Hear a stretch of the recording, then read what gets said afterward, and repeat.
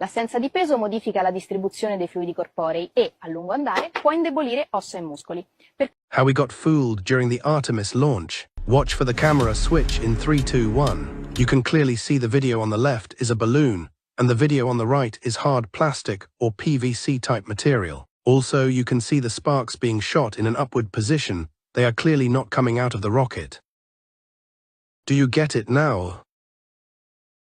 9, 8. So I was looking at the so-called R25 boosters before the camera switch, and I noticed a few things. First, these are not sparks, it's clearly water being sprayed into the air with a bright light behind it. But then I looked closer and found a number starting with D7. So after much research, I realized the secret behind the launch. D7 is a type of helium tank, the same tanks they use to send weather balloons into the stratosphere, and when they get high enough they pop. One reported incident, a damaged cylinder penetrated 2 sheet metal walls before becoming airborne and exiting through the roof. The tank reached an altitude of 140 feet before falling back through the building's roof a second time. When a steel cylinder becomes a projectile, it can move with great force, at high speeds, and in unpredictable directions. It can move with great force, at high speeds, and in unpredictable directions. It can move with great force, at high speeds, and in unpredictable directions. Now you know exactly why they were not able to shoot the rocket straight up into the sky. Last but not least, when they switch the camera, you can see the water from the swimming pool they filmed training in.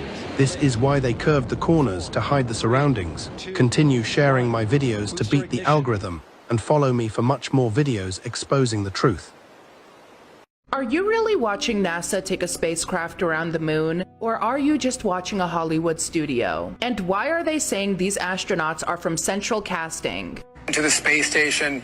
Mike and Sonia, the 2 of the 4 American astronauts that are on that flight, they're right out of Central Casting. Did anyone catch them saying the quiet part out loud? They're just gonna say it means they look good for the job. Yeah, exactly. Who remembers the Challenger flight with Krista? Now look at Christina from Artemis 2. Feels familiar, doesn't it? Notice how as soon as a rocket reaches space, it's suddenly CGI. You just see a launch, then a curve in the sky. Don't believe me? Go Google rockets in space. Probably because we're in an enclosed system. Just think about why the father of modern rocket science had Psalm 19:1 written on his tombstone. The heavens declare the glory of God, and the firmament showeth his handiwork. It's so hilarious. People get so angry at anyone questioning the government. 85 million taxpayer dollars a day going to NASA while they build bunkers underground. Seems like the perfect distraction to keep everyone staring up at the sky instead of what's happening here on Earth.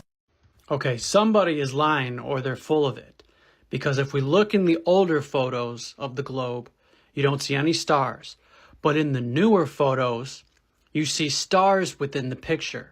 But however, if you listen to interviews from Charlie Duke from Apollo 16, I think it was, he claims that you can't see stars in outer space. Oh, you can't see whenever the sun's shining, you don't see any stars. In space? In space. Wow. So all the way to the moon, unless you're looking at a telescope that will capture the light, you see some stars. But looking out the window, you do not see, the only objects you see are the sun, the moon, and the earth.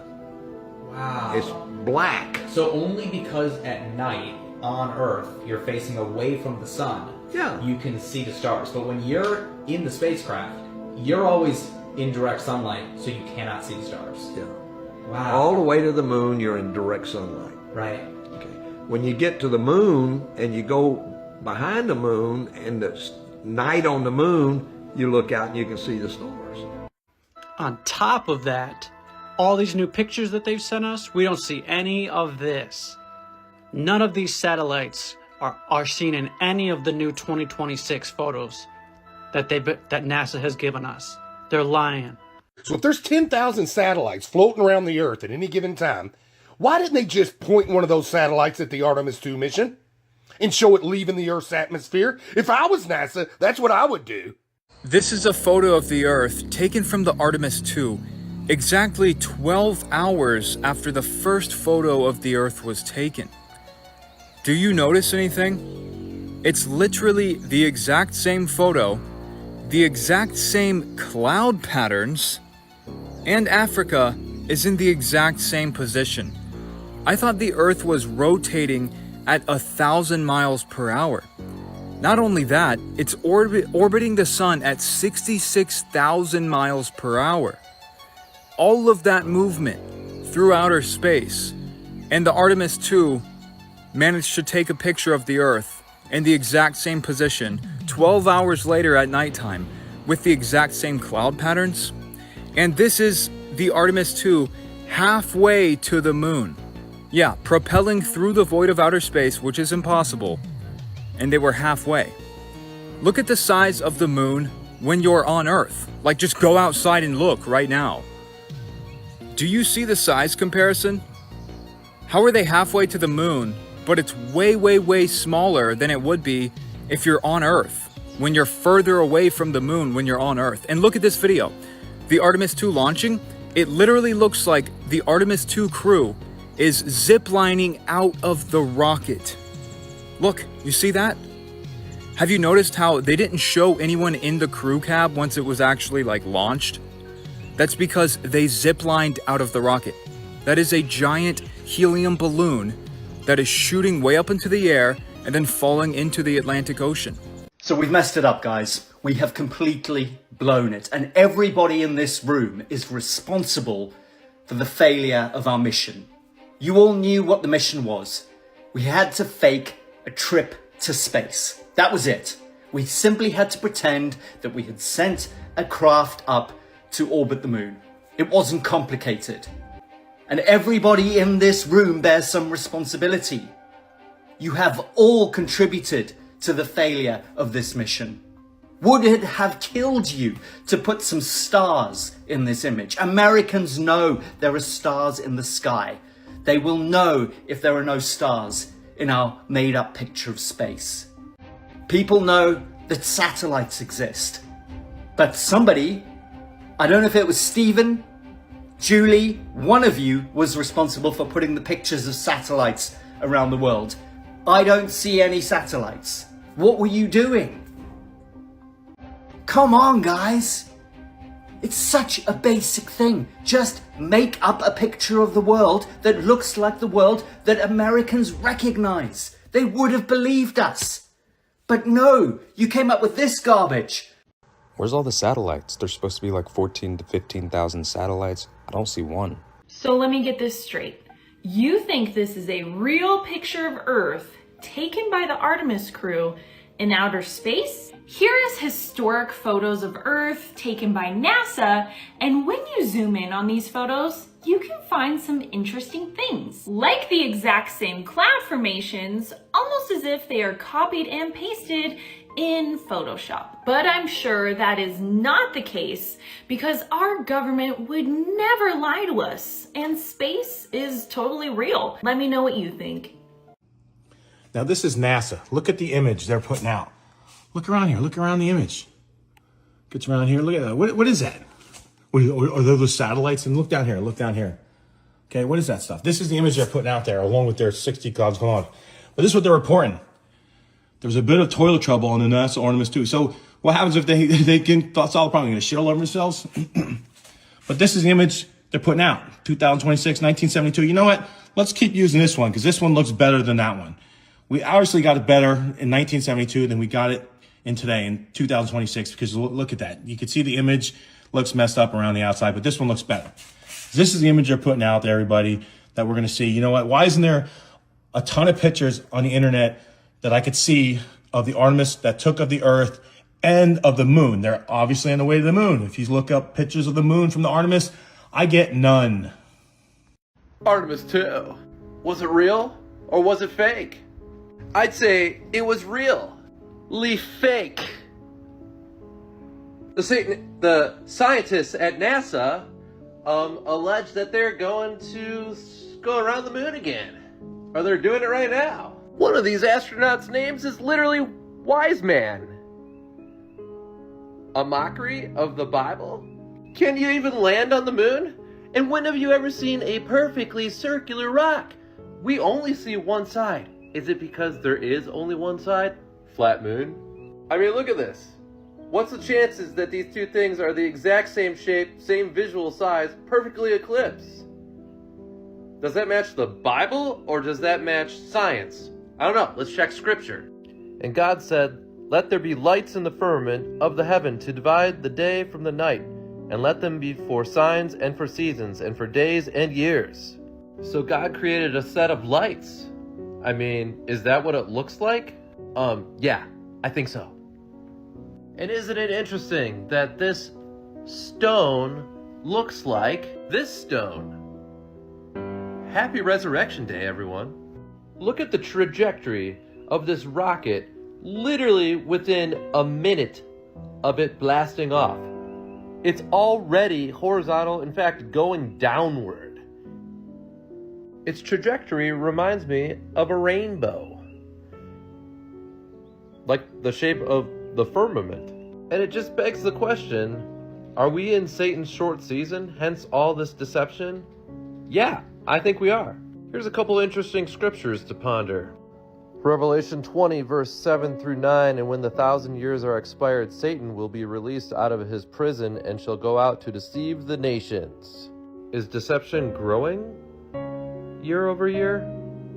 Yeah. Revelation chapter 9, verse, well, you know. "And they had a king over them, which is the angel of the bottomless pit, whose name in the Hebrew tongue is Abaddon, but in the Greek tongue hath his name Apollyon." It's just a random verse. They always told us the quickest way to a destination is a straight line. Even the book of Enoch, specifically within the book of the heavenly luminaries, warns that in the final days of sinners, humanity's perception of the sun, moon, and stars will become corrupted in error from the truth. The Bible is clear that the earth is a stationary, level, terrestrial plane with a firmament of sun, moon, and stars moving above us clockwise, giving us our time. There's water above and there's water below. We're stationary. This is why you don't feel us moving. Water is level. It needs a container, which is why a ball earth doesn't work. And if you're asking me, I'd say we live in a globe, not on a globe. The Bible also warns us that Satan is the lowercase g god of this world, and he is the prince of the power of the air, a spirit who works in the sons of disobedience. I mean, we all saw a video of these astronauts kind of strapped in about to launch, but we didn't see them during the launch, not at all. And that's the interesting time where you'd want to see them. We didn't see any of that, unfortunately. I wanted to see what they look like going 10,000 miles per hour, didn't you? You ever notice how during the season, it's possible that the Earth is a ball in outer space, but it's also very likely that it is not that? Well, I call that designed ambiguity, meaning, if we're in the season of Satan, God could have allowed the moon to look like some jagged rock that doesn't match the sun at all. And he could have allowed all these different stars and stuff every night in our night sky, we'd see UFOs and space rocks flying through at all times. He could have allowed the devil to create a deception like that. But because God loves us, he wants to still allow us to possibly see the truth, even during the season of deception. It's just like in the book of Job, where Satan is trying to make a case to attack Job in all these different ways, and God's permissively willing Satan to attack certain aspects of him, like his health or his family, but not actually kill him, kind of thing. Well, that gives us a glimpse at the heartlessness of Satan, but also of the heart of Yahweh. Which explains why it's a 50-50 fight right now between globe earthers and flat earthers, where each kind of has a point. But here's the deal. The NASA heliocentric points are all based off of pseudoscience and what elites and man are trying to tell us. They printed it on a website, nasa.gov. Has to be true. Do you trust man or do you trust God? Because once you see the world for what it is quite liberating. It really snaps a lot of things together. The shape of the earth is not a salvation issue. However, it becomes a slippery slope if you do believe in NASA and you start to, what else does NASA believe in? Big Bang, evolution. Does NASA believe in God or creator? No. It's a slippery slope, because once you go down that path of believing in ball earth and embracing this Artemis 2 mission, then it's not too far from Big Bang, evolution, and nothing I do matters. There's no consequences. But the reality is, there are consequences. The devil wants you to think that he doesn't exist because he's coming after your soul. But the devil is in the details. They never went to the moon. Do you remember that image of the American flag waving in the wind on the moon? Well, that's impossible. There's no air moving in space. There's no wind. But yeah, sure. We just sent a rocket to go fly around the moon and around the Earth and then come back. Why are we doing that again?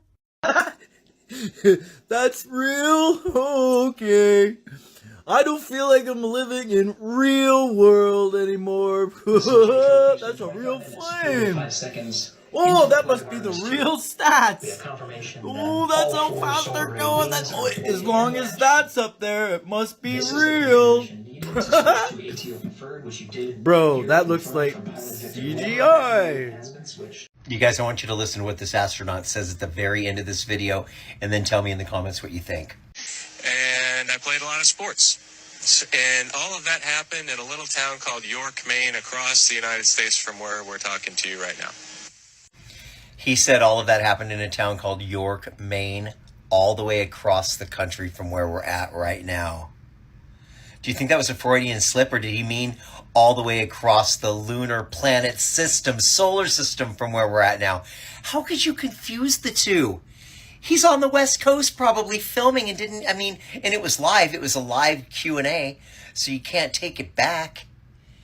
It wasn't pre-recorded like they always do. You know, it's a Hollywood production. Listen, they may have gone up in space somewhere. I don't know. Are they flying around the moon right now? I don't know. I question everything now. Do you? 3, 2, 1. That's our planet. Oh my god, that's space.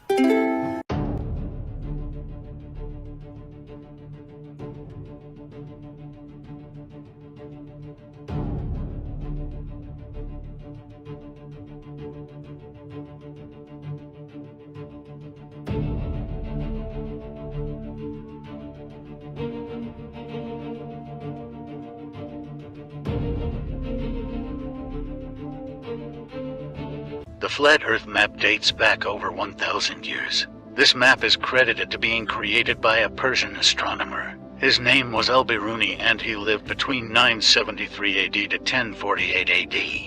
It's the official map of the United Nations and also the United States Geological Survey. It used to be present in many places before the creation of NASA and the Antarctic Treaty in 1959. Here you see it with Admiral Byrd.